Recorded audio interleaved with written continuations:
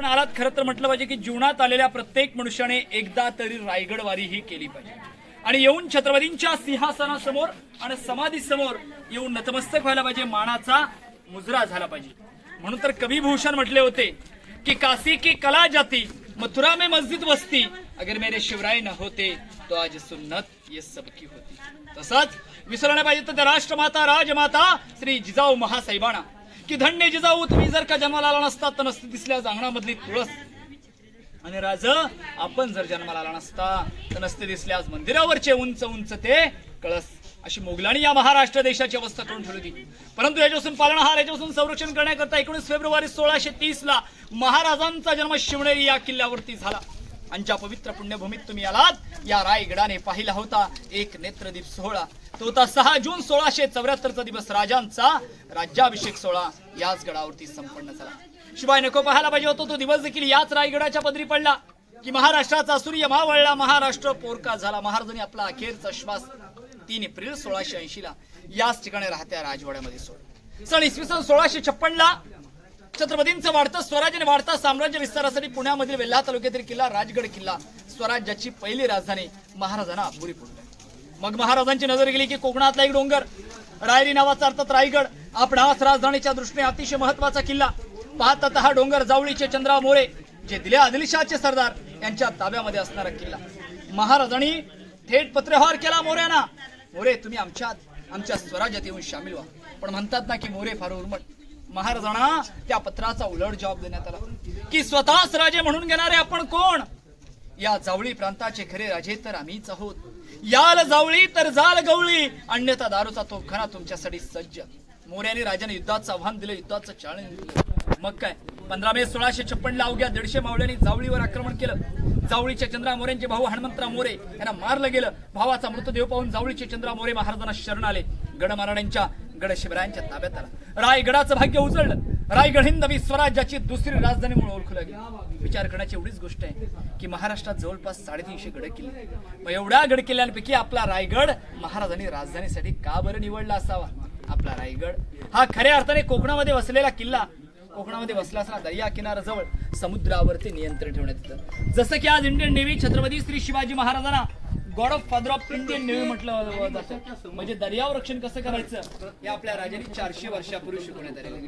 शिवाय रायगडाला एक भौगोलिक स्थान प्राप्त झाले की या रायगडाला चारही बाजूने सह्याद्रीच्या रांगाने वेढलेले. पण आश्चर्याची गोष्ट अशी का कुठली सह्याद्रीची रांग रायगडाला अटॅच झाली नव्हती. रायगड शिवलिंगासारखा, रायगड कमळाच्या कळीसारखा स्वतंत्र किल्ला आहे, स्वतंत्र डोंगर आहे. शिवाय पावसाळ्यामध्ये काल सावित्री गांधारी 3 नद्याने रायगडाला भेटली. या रायगडाची समुद्र सपाटीपासूनची उंची ही 2851 फूट आहे, जे की पायथ्यापासून वरतीला हे 1350 फूट 870 मीटर त्यामुळे. या रायगडाला काही शुभक्त असते ते पूर्णतः प्रदक्षिणा मारतात. ही पूर्ण प्रदक्षिणा 16 किलोमीटरची पूर्ण प्रदक्षिणा. रायगड जो वरती पसरलाय 1200 एकर मध्ये पसरलाय, 100 एकर मध्ये फक्त वास्तव्य ती इमारती. रायगडाला आपण पायी चढून आलो तर 2000 पायऱ्या, 3.5 किलोमीटरचं अंतर आहे, 1.5-2 तास लागतात वरती येण्याकरता.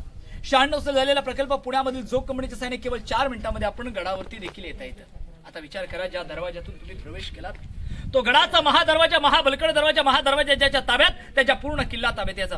परंतु महादरवाजा कधीही कुठल्या शत्रूच्या ताब्यात गेला नव्हता, कारण की तो नागमोडी वळणाचा दरवाजा होता. खालून जर का तोफेंचा मारा झाला तर तोफे अशा वाकड्या तिकड्या दरवाज्यावरती जातील का? तोफा समोर भिंतीवरती आदळला, म्हणून तो नागमोडी वळणाचा असला.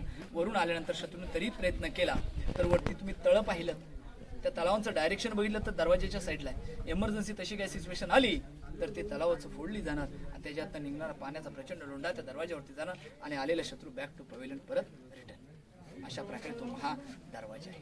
आता ज्या ठिकाणी आपण उभे होतो असे 6 दरवाजे एका लेवलमध्ये लागतात. हे राणी महाल आहेत, क्वीन्स ऑफ पॅलेस आहेत. छत्रपती श्री शिवाजी महाराजांना 8 राण्या होत्या. छत्रपती श्री शिवाजी महाराजांना 8 राण्या होत्या. सोयराबाई, पुतळाबाई, काशीबाई, सईबाई, गुणवंतबाई, लक्ष्मीबाई, सकवारबाई आणि सगुणाबाई. 8 राण्या सांगितल्यानंतर अक्षरवडी की महाराजांना 8 राण्या. परंतु यामागे एक राजकीय हेतू होता, साम्राज्य विस्ताराच्या मागे कल्पना होती की महाराष्ट्रामध्ये मातबगार सरदार घराणे होते. मोहिते लिंबाळकर, गायकवाड, शिर्के, देशमुख, विचार, इंगळे, नामवंत सरदार घराण्याशी सोयरसंबंध जोड आहेत, नातीगोती जोड आहेत, म्हणून महाराजांनी 8 राण्या केल्या होत्या. पण 8 राण्यापैकी गडावरती मात्र 6 राण्या राहत होत्या, कारण की सईबाईंचं निधन हे राजगडावरती झाले. शंभू राजा अवघे 2 वर्षाचे असतात. दुसऱ्या होत्या पुतला राणी, त्या खाली पाचाडगाव मध्ये राहतात. मग एका राणीचा 1 माल 6 माल एक लेवलमध्ये एकसारखे पाहायला मिळतात आपल्याला. याच्यावरती उतरण्याची कवळं आणि सागवानी लाकडाचं छत होते. गेलं कुठं तर रायगडावर दिनांक 10 मे 1808 इंग्रजांचे 2 अधिकारी कर्नल प्रॉपर मेजर हॉल यांनी रायगडावरती तोफेंचा मारा केला. मारा इतका प्रचंड ठरला की आपला रायगड 11 दिवस जळत होता. जे काय सागवण लाकडाचं छत आणि उतरताना चिकळ होती पूर्णतः जळून गेले. सध्या रायगड आर्किओलॉजिकल डिपार्टमेंट इंडिया भारतीय पुरातत्व विभागाच्या ताब्यामध्ये आहे. त्यामध्ये किल्ल्याचा मेंटेनन्स वगैरे केला जातो. एक राणीमालाची रचना पाहूया, नंतर आपण मंत्र्यांची वाडी आणि धान्य कोठारची माहिती घेत या साईडला एक एक पॉईंटची माहिती घेत पुढे जाऊया. बोला छत्रपती श्री शिवाजी महाराज की जय. एक पाहुणे आता सांगितल्याप्रमाणे राणी महाल आहे मित्रांनो. हा एक राणी महाल आहे. असे 6 आहेत एका लाईनीमध्ये. ठीक आहे ना, बघू शकताय तुम्ही याची रचना. लाकडी छत वगैरे बरंच काय काय होतं. इंग्रजांनी जाळलं इथे. हा त्याचा एंट्री पॉइंट आहे. हा राणी महाल आहे. आता बालेकिल्ला काय असतो तर बालेकिल्ला हा गडातील सर्वात उंच ठिकाण, सर्वात महत्वाचं ठिकाण. ज्या बालेकिल्ल्यामध्ये आपल्याला राष्ट्रप्रधान, राणीवसा, राजवाडा, राजदरबार, सभागृह, खळबतखाना, नगारखाना या महत्वपूर्ण इमारती पाहाव्यास मिळतात. त्यापैकी एक पाहिलं आपण राणी महाल. समोर आहेत अश्वधानचे वाडे. महाराजांचं अश्वधान मंत्रिमंडळ होतं. मग याच ठिकाणी बाळाजी आवजी, रामचंद्र नीलकंठ, मोरपंत पिंगळे, हंबीराव मोहिते, निराजीरावजी, रामचंद्र त्रिंबक, अणाजी पंत हे मंत्री राहतात. मग जवळपास या राजधानी रायगडावरून 350 गड किल्ल्यांचा कागदोपत्री व्यवहारच केला जायचा. याच ठिकाणी बॅरिकेडवालं दिसतं, हे जाळीवालं, ह्या हे धान्य कोठार. स्वराज्याचं धान्याचं कोठार कोल्हापूरमध्ये किल्ला आहे, पन्हाळा किल्ला. गंगा, यमुना, सरस्वती 3 धान्याचे गोडाऊन त्या. स्वराज्यावरती काही संकट आलं का तिथून धान्य सप्लाय किंवा स्वराज्यावर पाठवलं जायचं. परंतु समजा यदा कदाचित शत्रूने रायगडाला तह घातला, रायगडाला वेढा घातला, तर तिथून आलेलं धान्य गडावर येऊ शकत नाही. मग अशा प्रसंगाला रिझर्व्ह इमर्जन्सीसाठी हा धान्य साठा वापरला जायचा. एक 22 फूट खोल, एक 20 फूट खोल, एक 15 फूट खाली खोल, वर्षभर पुरेल असा धान्य साठा इथं स्टोअर केला जायचा इमर्जन्सीच्या. हा जो चौतरा आहे हा हे दासी वाटा, नोकर चाकर राहण्याची जागा, राहण्याचे जे दासी नोकर चाकर वर्ग होता तो या ठिकाणी राहतो. आता आपण महाराजांच्या राहत्या राजवाड्यामध्ये जाऊया, ज्या ठिकाणी आपल्या महाराजांनी अखेरचा श्वास सोडला त्या ठिकाणी जाऊया. एक महत्वाच्या ठिकाणी आपला प्रवेश झालेला आहे. या भिंतीपासून त्या मागच्या भिंतीपर्यंत हा संपूर्णतः छत्रपती श्री शिवरायांचा राहता राजवाडा. आणि याच राजवाड्याने पाहिला तो 3 एप्रिल 1680 चा दिवस.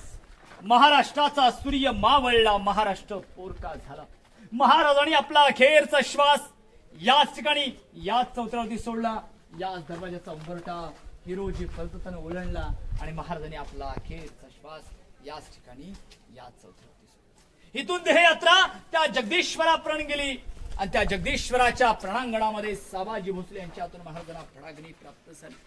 हिंदवी स्वराज्याचे राजे, पण पुत्राग्नी सापडली नाही, मंत्राग्नी सापडली नाही. संभाजीराजे पणालेच्या नजर कैदेमध्ये होते. किंबोडा त्यांच्यापर्यंत ती बातमी पोहोचू दिली नाही.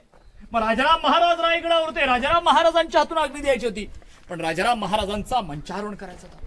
आता मंचारोहण करायचं म्हणजे मुंज करावं लागते. अग्नी द्यायची म्हटलं तर मुंडन करावं लागतं, चप्पल खाली मुंडन करावं लागतं. या कारणास्तव साबाजी भोसले सावत्र बंधूंच्या हातून महाराजांना भडाग्नी प्राप्त झाली. असा हा राजांचा पूर्णत्व दुमजले इमारतीचा राहता राजवाडा. आज या राजवाड्याकडे पाहिलं कवी केशवसुताने कर्णासाठी गायलेली 4 वेळची कविता या राजवाड्याविषयी मिळते जुळते पहा. क्याणाम विराज तिथे झाला तुझा जीवनांतर, अरे स्तंभ तेथे ना कोणी बांधिला, ना पेटली ना वात. या धगधगत्या या स्वराज्या या सम्राज्या काठी, प्रणाम माझा तुला मृत्युंजय वीरा, तुला मृत्युंजय वीरा. महाराष्ट्राच्या आराध्य देवतेने आपला अखेरचा श्वास या ठिकाणी सोडलेला आहे. असा राजांचा पूर्णत्व दुमजली इमारतीचा राहता राजवाडा होता. या राजवाड्यामध्ये 4 चौतरे, 1 नंबरचा दिवाणी खास, 2 नंबरचं सचिवालय, 3 नंबरचं स्वयंपाकघर आणि हा राजांचा क्षेत्र. या ठिकाणी हे महाराजांचं पिण्याचं टाक आहे. खाली एक तळ पाहिलं तुम्ही गंगासागर, तिथून कावडीने पाणून यामध्ये टाकलं जायचं. डाव्या साईडला दिसतं ते स्नानगृह बाटप आहे आणि समोर जो दरवाजा दिसतो रस्ता उजळा म्हणून आपण तिकडून पाहणार. त्याच्या पलीकडे आहे तिकडे टांगसाल मिंट, स्वतःची करन्सी, कॉइन्स, नाणी, शिवराय, स्वर्ण, होण, अष्टकोणी राजमुद्रा या राजधानी रायगडावरती घडवली जात होती. पूर्णत्व येणारा शुभक्ता इथली माती सुद्धा आपल्या कपडाला लावली जाते. म्हणून म्हटलं जातं की रायगडावर खडे पसरले शिवरायांच्या पायी, हीच माणिक मोती, दुसरी धन दौलत नाही, दुसरी धन दौलत नाही. बोला पुण्य श्लोक शिव छत्रपती श्री शिवाजी महाराज की जय. एक अति महत्वाच्या ठिकाणापासून आलो ते म्हणजे समोर खळबतखाना, चेंबर फॉर सिक्रेट डिस्कशन. स्वराज्याचे राज्याचे गुप्तहेर होते, बहिरूपी बहिर्जी नाईक. अनेक राज्याचं त्या राज्याचा वेषांतर करत होते. मग आपल्या स्वराज्याविषयी, मग आपल्या महाराजांविषयी काही चर्चा झाली ते आणून राजाने खोलीच्या आतमध्ये सांगितलं. पण ती गुप्तता कशी असावी तर ती गुप्तता ही बहिरूपी बहिर्जींसारखी असावी. आपले पती स्वराज्याचे गुप्तर आहेत हे घरातल्या पत्नीला पण माहिती नव्हतं की माझे पती स्वराज्याचे गुप्तर. औरंगजेबाच्या दरबारापर्यंत गेले वेषांतर करून. औरंगजेबाला कवाली ऐकवली आणि त्याच्या दाढीला हात लावून येणारी पहिली व्यक्ती बहिर्जी नाईक. म्हणून तर राजे म्हणत ते माझ्या स्वराज्याचा तिसरा डोळा कोण, तर गुप्तेर खात्याचे प्रमुख बहिर्जी नाईक हे स्वराज्याचा तिसरा डोळा म्हणून. पण बघा, बहिर्जी होणं साधी सुधी गोष्ट नाही. एक नेत्रदीप सोहळा रायगडाने पाहिला, राज्याभिषेक सोहळा. या सोहळ्यामध्ये ज्याने ज्याने पराक्रम केले होते, कुणाला सोन्याचे कडे, कुणाला घोडे, कुणाला वाडे इनामामध्ये भेट घेतली. अहो, पण ज्यांच्यामुळे स्वराज्यावरती येणारी संकट टळली जात होती, ज्यांच्यामुळे स्वराज्य एका नव्या ठिकाणी पोहोचत होते, त्या बहिर्जींचं राज्याभिषेकाच्या वेळेला साधं नाव सुद्धा पुकारलं. आपण असं का, तर गुप्तता बाळगायची होती. 3000 गुप्तहेर खात्यांचे प्रमुख एका कोपऱ्यामध्ये एका फकीराच्या वेशात होते. राजाला वचन दिलं होतं, हिंदुस्थानाच्या तख्तावरती विराजमान होत असताना मी माझ्या नेत्राने पाहण्याकरता राजसदरीमध्ये उपस्थित राहणार. आणि 3000 गुप्तहेर खात्यांचे प्रमुख बहिर्जी नाईक एका दरबारामध्ये एका फकीराच्या वेशात होते. सर्वात शेवट बारी आली फकीराची. हिंदवी स्वराज्याच्या गुप्तहेर खात्याच्या प्रमुखाने आपली झोळी आपल्या राजांच्या समोर केली. महाराजांच्या डोळ्यातून अश्रू त्या फकीराच्या झोळीत पडले. महाराजांनी आलिंगन दिलं की बहिर्जी, तुमच्या सारखी लोक या स्वराज्याला लाभलीत, आज या स्वराज्याचा साम्राज्य विस्तारलं. म्हणून त्या स्वराज्याचा तिसरा डोळा म्हणून बहिर्जी नाईकांना ओळखलं. खाली आपल्याला गोल इमारती दिसतात, ते आहे विजयस्तंभ. या विजयस्तंभाचं कारण हे 7 मजली होते. याच्या 7व्या मजल्यावरती ज्या दिवस महाराजांनी कुठल्या गडावर विजय मिळवला, विजय प्राप्त केला, की 7व्या मजल्यावर एक बडा मोठा भगवा ध्वज फडकायला जायचा, जेणेकरून आजूबाजूच्या गडे किल्ला आजूबाजूंच्या गावातील येथील कळत होतं की आज आपल्या महाराजांनी कुठल्या गडावर विजय मिळवलेला म्हणून याला विजय स्तंभ म्हणून ओळखला जात होता. तसंच खाली एक कडा दिसतो आपल्याला, तुम्ही ज्याच्या खालून आलात, हिरकणीचा कडा बघा, बुरुज होता. हिरणावाची गवळण होती, दूध घालण्याकरता गडावर आली. या गडाचा दरवाजा बंद झाला. मग माता कुणासाठी, मग माता बाळासाठी, मग माता आपल्या लेकरासाठी, मग माता ताण्या बाळासाठी त्या पश्चिमेच्या कड्यावरून कडा कपालेला वेळी पाळीला धरून माता खाली उतरली. गोष्ट राजांना कळाली की जर माता आपल्या लेकरासाठी खाली उतरू शकते, तर उद्या शत्रुपती तिथून चढून येऊ शकतो. बांधकाम प्रमुख हिरोजी इंदुलकरांना महाराजांनी आदेश दिला, हिरोजी स्वराज्याचे बांधकाम प्रमुख आपण जाऊन तो डोंगर तासून घ्या, बलाढ्य बुरुज बांधा, बुरुजाला नाव द्या हिरकणीचा बुरुज, आणि गावाला नाव दिले हिरकणीची वाडी. म्हणून म्हटलं जातं की कुणासाठी, तर बाळासाठी माता खाली उतरली. पण त्या मातेचा सन्मान हा छत्रपती श्री शिवाजी महाराजांनी केला. कारण की श्री सन्मान राजा, ज्यांच्या दरबारात कधी स्त्री नाचली नाही, ज्यांच्या दरबारात कधी स्त्री रडली नाही, ज्यांच्या दरबारामध्ये परत स्त्रीला मातेचा दर्जा दिला जात होता, असे महाराज स्वतः त्या मातेच्या घरी गेले. कणा नारळ तिची ओटी भरली गेली. त्या धनगराच्या लेकराला महाराजांनी आपल्या कडीवरती कीर्ती पाटण तप्तवले नाव ठेवलं झुंजारराव. त्या झुंजाररावला महाराज काय म्हणाले असतील, झुंजारराव या वाघिणीचं दूध पी आणि मोठे होऊन या स्वराज्यामध्ये सामील व्हा. म्हणजे आपल्या स्वराज्यातील आया बहिणीला वाघिणीचा दर्जा देणारे विश्वात एकच राजा होऊन गेले, ते म्हणजे छत्रपती श्री शिवाजी महाराज. बोला पुण्य श्लोक शिव छत्रपती श्री शिवाजी महाराज की जय.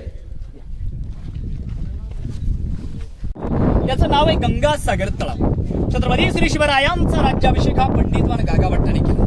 हे गागाभट्ट पंडित यात्रेवाले होते, काशी यात्रेवाले. यावेळी 7 नद्यांचं पाणी आलं. 7 नद्यांचं पाणी महाराजांना प्यायला दिलं, अभिषेक घातला आणि उर्वरित पाणी या तलावात सोडलं. याचं नाव गंगासागर तलाव ठेवण्यात आलेलं आहे, जे काठापासून खाली 35 फूट खाली खोल आहे. रायगडावर येणाऱ्या असंख्य शिवभक्तांना याच तलावाचा पाण्याचा पुरवठा केला. असं एक नाही, 2 नाशिक गडावरती 11 तलावात गडावरती 84 पाण्याच्या टाक्या दिल्या. तलाव उकरला, टाक्या उकरल्या, मिळाला दगड होतं, त्यापासून बांधकाम केलं, तिथे खंड झाला, भिंत अडवलं, पाण्याचा सरडा केला. 1 तीर में 2 निशाण. दगड पण भेटली त्यांनी. समोर ते टकमोट आहे, तिथे बाजूने जाऊन आपण त्याची माहिती घ्या. आता आपल्याला रायगडाच्या अति महत्वाच्या ठिकाणी, ज्या ठिकाणी हिंदवी स्वराज्य घडलं, ज्या ठिकाणी महाराज छत्रपती झाले 350 वर्षापूर्वी, त्या राज दरबारात जायचं आपल्याला. याच ठिकाणी हिंदवी स्वराज्य घडलं, याच ठिकाणी महाराज शिवछत्रपती झाले, सिंहासनाधीश्वर झाले आणि मराठ्यांचे राजे आपल्या तख्तावरती विराजमान या ठिकाणी. याच ठिकाणी महाराजांचं 32 सोन्याचं सिंहासन होतं. एक मन म्हटलं तर ते 40 किलो 1280 किलो वजनाचं सोन्याचं सिंहासन, ज्याला आपण मयूर सिंहासन म्हणतो, हे सिंहासन महाराजांच्या उत्तरदात, शंभूराजांच्या उत्तरदात 3 नोव्हेंबर 1689 ला औरंगजेबाचा सरदार जुल्फिकार खान टोकन होतो, इतिगत खान. या इतिगत खानाने या रायगडाला अजगरी वेढा दिला आणि या वेढ्यामध्ये तो 3 महिन्याच्या वेळामध्ये गडावरती आला. मराठ्यांनी रक्ताच्या पाणी केलेल्या त्या सिंहासनावर घणाचे घाव घातले गेले, सिंहासनाला फोडलं गेलं, सिंहासनाला वितळलं आणि याचे गोळे घेऊन तो औरंगजेबाला भेट घेऊन गेला. याची प्रकृती येणाऱ्या शिवभक्तांना कळवून 1985 साली भारताचे 7वे राष्ट्रपती डॉक्टर ज्ञानेश जलसिंग यांच्या हस्ते या सिंहासनाची वारणे करण्यात आली. आतमधली मूर्ती कोल्हापूरचे युवराज छत्रपती श्री संभाजीराजे भोसले, राजांचे 13वे वंशज या दिनांक 6 जून 2009 ला 600 किलो पंचधातूची मूर्ती या ठिकाणी अर्पण केली, या ठिकाणी बसवण्यात आली. याच ठिकाणी महाराजांचा राज्याभिषेक झाला. राज्याभिषेकाच्या शुभ दिनी महाराज जगदीश्वराचे दर्शन करून आले. हा दरबार भरला होता, हा दरबार सजवला होता, नटवला होता. पैठणी कापडाचे पडदे पांघरले, त्या मशाली पेटल्या होत्या आणि या मशालीच्या उजेडात या दरबारामध्ये 6000 मंडळी आतुरतेने वाट पाहत होती. याच माझे राजे छत्रपती होणार, आज आमचा देव आमच्या देवळामध्ये विराजमान होणार. आणि अखेर त्याचा दिवस उजाडला. महाराज सिंहासनावर निघाले, हातामध्ये तलवार, गळ्यामध्ये कवड्यांच्या माळा, डोक्यावरती जिरडोक, कपाली चंद्रकोर. या रुद्धार देखणे महाराजांचा प्रवेश त्या सिंहासनाच्या पायरीशी येऊन थांबतो. महाराज पहिली नजर त्या 32 वर्षाच्या सुवर्णजडी सिंहासनावर पडली, भरलेल्या रैतेवरती पडली. नजर तानाजी मालुसरेंच्या विधवा अवस्थेमध्ये बसणाऱ्या त्या परिवारावर पडली. आणि आऊस साहेबांना महाराज काय म्हणाले असतील? आऊस साहेब, या स्वराज्याची ही पहिली पायरी चढतो तो माझा ताणा, आधी लगीन कोंढाण्याचं मगच माझ्या रायबाचं, असा म्हणणारा माझा जीवा भावाचा बालपणीचा सवंगडी ताणा आनंदाच्या क्षणाला, सुवर्णाच्या क्षणाला या राज सदरेमध्ये आज उपस्थित नाहीये. या हिंदवी स्वराज्याच्या निर्मितीसाठी त्यांनी आपल्या प्राणाचं बलिदान दिलं. पण हिंदवी स्वराज्याच्या पहिल्या पायरीला तानाजी मालुसरे, स्वराज्याची दुसरी पायरी चढत असताना राजाना बाजी प्रभू देशपांडेंची आठवण होते की महाराज लाख मेले तरी चालतील हो महाराज, पण या लाखाचा हा पोशिंदा जगला पाहिजे राज. जोपर्यंत या बाजीच्या शरीरामध्ये अखेरचा श्वास शिल्लक राहील तोपर्यंत ही घोर खिंड लढवतो राजे. एकही गणीम चढून येणार नाही. आपण विशाल गडावरती पोहोचल्यानंतर 2 तोफेची आवाज द्या, तोपर्यंत बाजी लढेल. आणि अखेर बाजी स्वराज्यासाठी लढला आणि स्वराज्यासाठी आपला देह पडला. स्वराज्याची तिसरी पायरी चढत असताना सरसेनापती प्रतापराव गुजरांची आठवण होते महाराजांना. बहिलोल खानाला अभयदान दिलं होतं प्रतापरावांनी. बातमी राजांच्या कणावरती कळाली की प्रतापरावांनी बहिलोल खानाला अभयदान दिलं. पत्र पाठवलं राजाने प्रतापरावांना. प्रतापराव, आम्ही तर तुम्हाला सरदार म्हणून पाठवलं होतं, पण तुम्ही तर तिथं पाटील केली निवडले. अभयदान दिलेला बहिलोल खान या स्वराज्यावरती पुन्हा 15,000ची सैन्य घेऊन आला. आणि मग वेडात मराठे वीर दौडले 7 आणि एका एकाने 300 मारलं गेलं. आणि स्वराज्याचा सरसेनापती राज्याभिषेकाला अवघे 3 महिने शिल्लक असताना सरसेनापती नेसरीच्या खिंडीमध्ये आपल्या प्राणाची बाजी देऊन स्वराज्यासाठी वीरमरण. स्वराज्याची चौथी पायरी चढत असताना राजाना मुरारबाजी देशपांडेंच्या पुरंदराच्या लढाईमध्ये शरीरापासून मुंडकं अलग झालं तरी दोन्ही हाताने तलवार घेऊन लढणारे माझे मुरारबाजी देशपांडे. स्वराज्याची 5वी पायरी चढत असताना राजा शिवाकाशी यांची आठवण. राजा, जन्माला जरी मी शिवाकाशीत म्हणून आलो असेल तरी मरताना या शरीरावर छत्रपती श्री शिवरायांचे वस्त्र घालून मरे, यापेक्षा मृत्यू काय असणार आहे?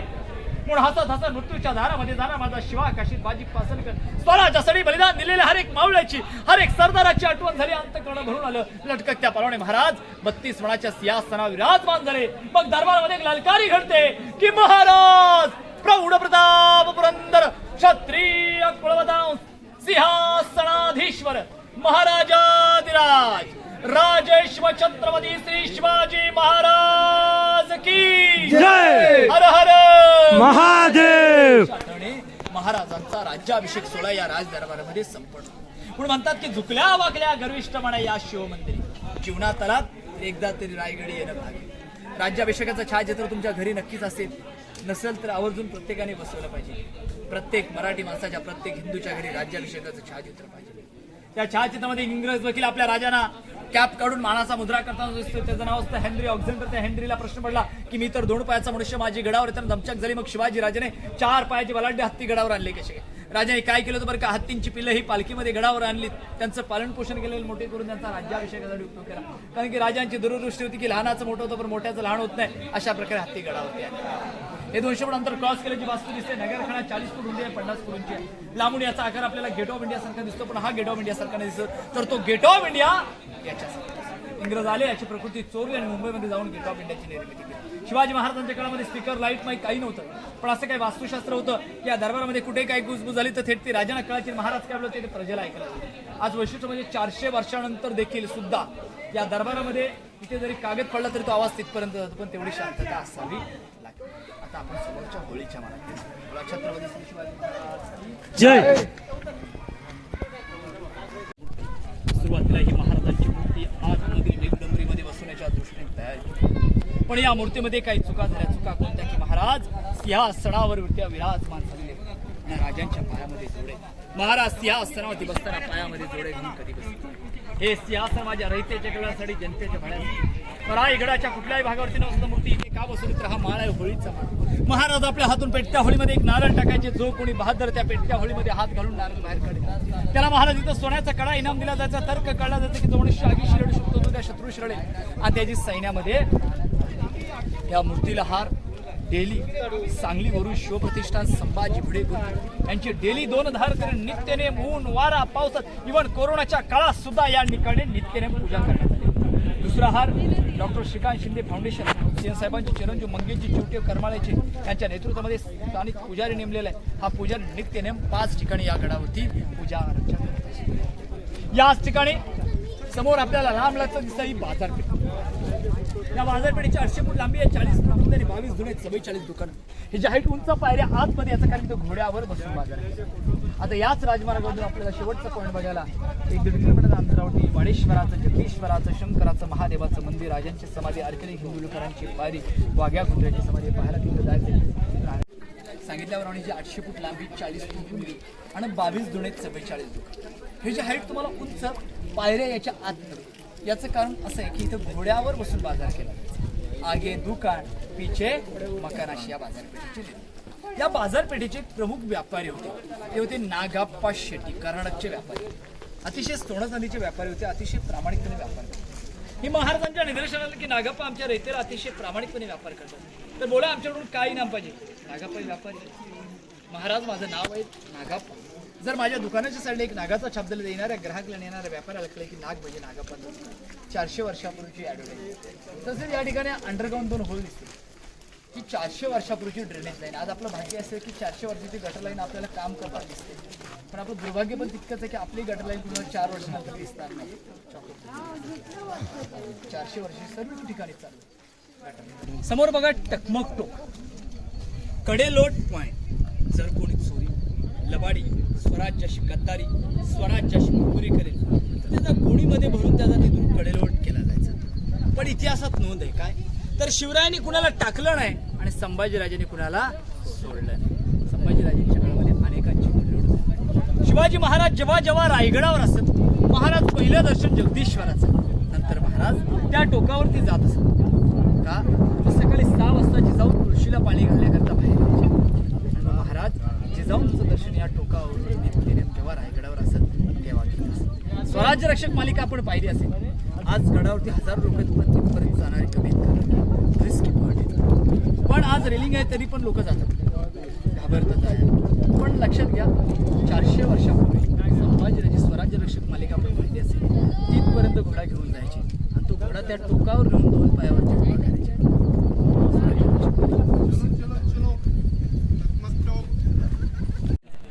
आणि ह्या ज्या वास्तू दिसत आहेत हे ब्राह्मणवाडे. गडावरती जी पूजापाठ करण्यासाठी जी ब्राह्मण वस्ती होती त्यांचे हे निवासस्थान आहेत. मंदिराच्या शेजारी घर आहे, राजमार्गाच्या शेजारी घर आहे, पाण्याच्या शेजारी घर आहे. सर्व काही महाराजांनी दिलं होतं आणि सांगितलं की तुम्हीच आमचा राज्याभिषेक करा. पण इथूनच महाराजांच्या राज्याभिषेकाला विरोध झाला म्हणून काशीवरून गागा भट्टांना बोलावलं.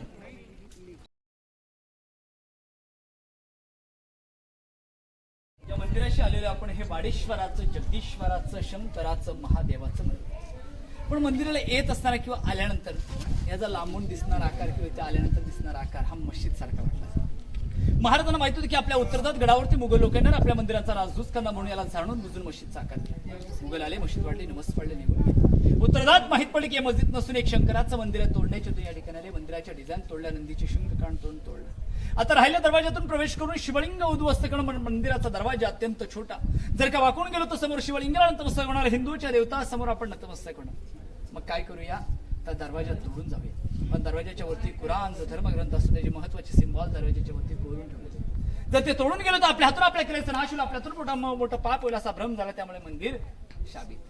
मग इंग्रजांच्या हमल्यातून मंदिर कसं काय वाचलं. एकमेव वास्तू की ज्याच्यामध्ये लाकडाचा वापरच केला ना, आग लागायचा प्रश्न असतो. त्यामुळे मंदिर आहे त्या स्थितीमध्ये आजही पाहिलं. मंदिराच्या पुढे गेलो की एक पायरी आहे, पायरीवरती नाव आहे सेवेचे ठाई तत्पर हिरोजी इंदुलकर. या गडाचे बांधकाम प्रमुख हिरोजी इंदुलकर. 14 वर्ष लागली रायगड घडवायला, रायगड बांधायला. 14 वर्ष महाराज इथं थांबले असतील का त्यांच्यासोबत? नाही. महाराज मोहिमांवरती, महाराज आग्र्याच्या कैदेत अडकले. रायगडाचा निधी संपला. मग स्वतःच घर दार जागा जमिना वाडा विकल्या आणि स्वर्गावर सुंदर हिरोजीने रायगड तयार केला. राजे आले. राजाने विचारलं हिरोजीला, हिरोजी रायगड बे बुलंद झाला का? किती विश्वास महाराजांचा. होय राज, या रायगडाचा दरवाजा बंद झाला तर जाईल ते पाणी आणि वर येईल तो फक्त वारा. बेबुलंद रायगड मी बांधला. मग महाराज म्हणतात की बोला काय इनाम पाहिजे तुम्हाला? हिंदवी स्वराज्य संस्थापक छत्रपती श्री शिवाजीराजे महाराज म्हणत आहेत त्यांना की काय इनाम पाहिजे. पण आपल्याला इतिहास काय शिकवले की ताजमहल प्यार की निशाणी. अहो कसली निशाणी? ज्याने ताजमहल बांधला शहाजीने त्याचे हातपाय कापले गेले. पण स्वर्गाहून सुंदर रायगड ज्याने बांधला त्याला आपले महाराज विचारत की काय इनाम पाहिजे तुम्हाला? हे आपले महाराज. राजा असं काही नको. या मंदिराला येत असताना तुमचा चरणस्पर्श पडेल, तुमच्या चरणाची धूल माझ्या मस्तकावर पडेल. अशा ठिकाणी माझी नाव कोरायची अनुमती द्या. 400 गड किल्ले आहेत राजांचे. एकाही गडाला स्वतःचं नाव दिलं नाही. एकाही गडावरती स्वतःचं नाव कोरलं नाही. एकच नाव, सेवेच्या ठाई तत्पर हिरोजी इंदुलकर. याच ठिकाणी महाराजांची समाधी. जीवनात आलेल्या प्रत्येक मनुष्याने एकदा तरी रायगडवारी केली पाहिजे. पण लोकांचं काय असतं, मला 4 धाम करायचे, 12 ज्योतिर्लिंग करायचे, अष्टविनायक यात्रा करायचे, जेजुरी करायचे, पंढरपूर करायचे. राजानं सर्व करा, पण एक दिवस स्मरण करा की मी ज्या वाऱ्या केल्या आणि मी जो देवळातला देव पेजला आणि मी जो आज कपाली टिला लावते तो कुणामुळे? तो या छत्रपतींच्या. अनेकांसाठी 12 ज्योतिर्लिंग आहेत. आपल्यासाठी 13वं ज्योतिर्लिंग म्हणजे रायगड किल्ला. आणि रायगड किल्ल्यावरील छत्रपतींची समाधी कधी विसरून चालतात? समाधीच्या मागे ते वाघ्या कुत्र्याची समाधी, पण वाघ्यावरून वादविवाद चालू. वाद आता कोर्टात गेला. कोर्ट निकाल दे याच्यावर की नक्की वाघ्या कुत्रा होता की नव्हता म्हणून. आपण एवढेच म्हणूया, आपण तर एवढेच म्हणूया की अंधार झाला एक दिवा पाहिजे. अंधार झाला एक दिवा पाहिजे.